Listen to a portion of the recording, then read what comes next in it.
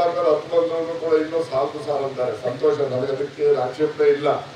ನಮ್ಮ ಸರ್ಕಾರದ ಉದ್ದೇಶ ಪ್ರತಿಯೊಬ್ಬ ನಾಗರಿಕರಿಗೂ ಕೂಡ ಸೌಲಭ್ಯಗಳು ಅವರ ಒಂದು ಅನುಕೂಲಕ್ಕೆ ತಕ್ಕಂತೆ ಬರಬೇಕು ಅಂತಕ್ಕಂಥದ್ದು ನಮ್ಮ ಸರ್ಕಾರದ ಉದ್ದೇಶ. ಇದರಲ್ಲೇನು ಬಸ್ಸಲ್ಲಿ ತಿರುಗಾಡೋರು, ಈಗ ನಮ್ಮ ರೆಡ್ಡಿಯವರು, ನಮ್ಮ ಸಿದ್ದರಾಮಯ್ಯನವರು ಫ್ರೀ ಬಸ್ಸು ಪಾಸ್ ಹೆಣ್ಮಕ್ಳಿಗೆ ಏನು ಸ್ವಾಮಿ, ಅವರೆಲ್ಲ ಓಟ್ ಹಾಕಿದ್ರೆ ಪಾರ್ಲಿಮೆಂಟ್ ಸೋಲ್ತಾನೆ ಇರಲಿಲ್ಲ. ನೀವು ಹಾಕಲೇ ಇಲ್ಲಲ್ಲ, ಎಲ್ಲರೂ ಹಾಕಿಲ್ಲ ಅಂತಲ್ಲ. ಅದರಲ್ಲಿ ಇವಾಗ ನೋಡಿ, ಬಿಹಾರಲ್ಲಿ ಗೆಲ್ಸಿರೋದು ಯಾರಪ್ಪ ಅಂದರೆ ಅವರೇ ಹೆಣ್ಮಕ್ಳೆ.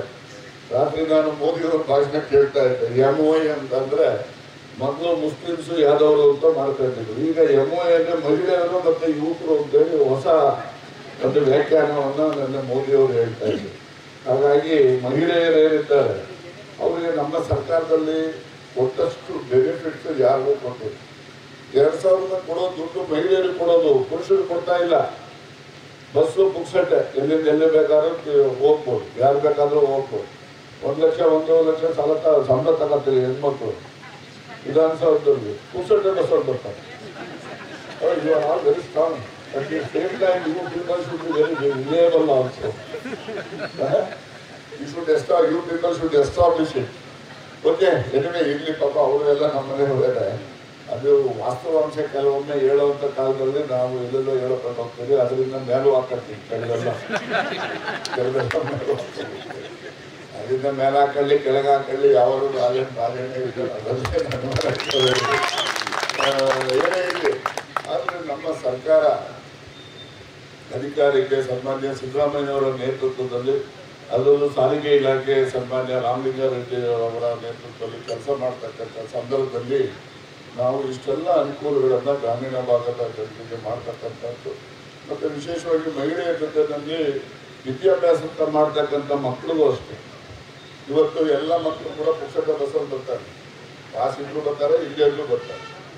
ಕಾಸಿಲ್ಲದೆ ಬಂದದ್ದು ಸರಿ ಇಲ್ಲ ಕಾನೂನು ಪ್ರಕಾರ. ಆದರೂ ಕೂಡ ಗ್ರಾಮೀಣ ಭಾಗದಲ್ಲಿರ್ತಕ್ಕಂಥ ಮಕ್ಕಳು ವಿದ್ಯಾವಂತರು ಆಗಬೇಕು ಅಂತಕ್ಕಂಥ ದೃಷ್ಟಿನಲ್ಲಿ ಅಂತಹ ನಿಯಮಗಳನ್ನ ಎಲ್ಲವನ್ನು ಕೂಡ ಸಡಿಲ ಮಾಡ್ತಕ್ಕಂಥದ್ದು ಕೂಡ ಈ ಸಂದರ್ಭದಲ್ಲಿ ಆಗಿದೆ ಅಂತಕ್ಕಂಥದ್ದು. ಮತ್ತು ಖಾಸಗಿ ಬಸ್ ಮಾಲೀಕರು ಕೂಡ ಬಹಳ ಸಂತೋಷದಿಂದ ಸಹಕಾರವನ್ನು ಕೊಡ್ತಾ ಇರ್ತಕ್ಕಂಥದ್ದು.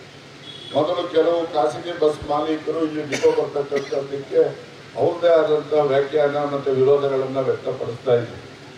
ಆ ನಂತರ ಅವರೆಲ್ಲರೂ ಕೂಡ ಬಹಳ ಸಂತೋಷದಿಂದ ಸ್ವಾಗತನೂ ಕೂಡ ಮಾಡಿದ್ದಾರೆ. ಅದರಿಂದ ಅವ್ರಿಗೂ ಕೂಡ ನಾವು ಅಭಿನಂದನೆಯನ್ನು ಸಲ್ಲಿಸ್ತಕ್ಕಂಥದ್ದು. ಮತ್ತು ಟ್ರೈನಿಂಗ್ ಸ್ಕೂಲ್ ರಂಗನಾಥ್ ಬಂದು ಒಳ್ಳೆ ಪ್ರೇಯರ್ ಮಾಡದೇ ಇದ್ವಿ. ನನಗೆ ಗೊತ್ತಿಲ್ಲ ನೀವು ಪ್ರೇಯರ್ ಗೀಯರ್ ಮಾಡ್ತೀವಿ ಎಷ್ಟೊಂದು ಚೆನ್ನಾಗಿರುತ್ತೆ. ಹಾಗೆ ಈ ಖಾಸಗಿ ಏನು ಟ್ರೈನಿಂಗ್ ಕೊಡ್ತಕ್ಕಂಥ ಸಂಸ್ಥೆಗಳು ಕೂಡ ಬರ್ತಕ್ಕಂಥದ್ದಕ್ಕೆ ಅದಕ್ಕೂ ಕೂಡ ಅನುಕೂಲ ಆಗಿದೆ. ಮತ್ತು ನಾನು ಬಂದಾಗ ನಮ್ಮ ಜನರ ಪರವಾಗಿ ಏನಾದರೂ ಸಹಕಾರ ನಮ್ಮ ಸಾರಿಗೆ ಸಚಿವರಿಂದ ಆಶ್ವಾಸನೆ ಪಡಿತಕ್ಕಂಥದ್ದು, ಅಕ್ರಮ್ ಭಾಷಾ ಅವರಿಂದ ನಾವೊಂದು ಆಶ್ವಾಸನೆ ಪಡಿತಕ್ಕಂಥದ್ದು ನಮ್ಮೆಲ್ಲರ ಒಂದು ಅಭಿಲಾಷೆ. ಆ ಹಿನ್ನೆಲೆಯಲ್ಲಿ ಡಿವಿಷನ್ ಆಫೀಸನ್ನು ಇಲ್ಲಿ ನೀವು ಮಾಡಿಕೊಡ್ಬೇಕು. ಅದು ಭಾಳ ದಿವಸದ ಬೇಡಿಕೆ. ಅದಕ್ಕೋಸ್ಕರ ಪಕ್ಕದ ಜಾಗನೂ ಕೂಡ ಇಟ್ಟಿದ್ದೀವಿ. ಆ ಹಿಂದೆ ಡಿಪೋ ಮಾಡೋವಾಗಲೇ ಪಕ್ಕದ ಜಾಗನೂ ಕೂಡ ಇಟ್ಟಿದ್ದೀವಿ. ಡಿವಿಷನ್ ಆಫೀಸ್ಗೆ ಮಾಡಬೇಕು. ಇನ್ನಷ್ಟು ಹೆಚ್ಚಿನ ಮಾಹಿತಿಗಾಗಿ ಫಾಲೋ ಮಾಡಿ ಬ್ರಿಗೇಡ್ ನ್ಯೂಸ್ ಕನ್ನಡ.